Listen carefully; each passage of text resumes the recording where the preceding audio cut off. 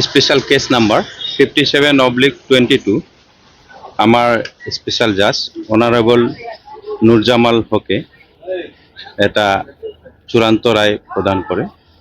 এইটো special case number 57/22।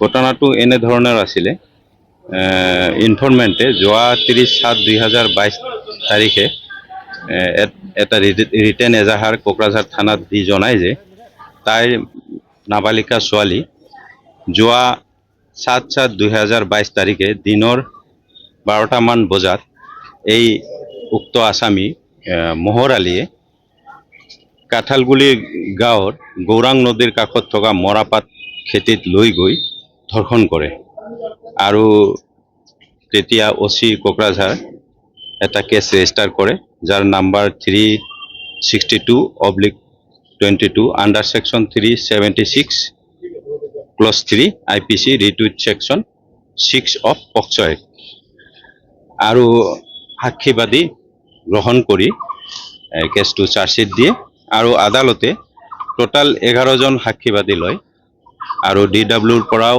2টা সাক্ষী দিয়ে তেওঁলোকে। আৰু শেষৰ অন্তত আদালতে আজি চূড়ান্ত ৰায়দান প্ৰদান কৰে।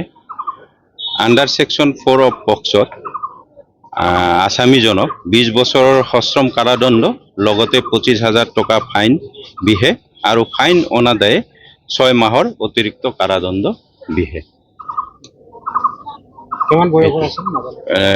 নাবালিকাজন অনুমানিক 15 বছৰ বয়সৰ আছিল আৰু আসামীজনৰ বয়স অনুমানিক 30 হ'ব।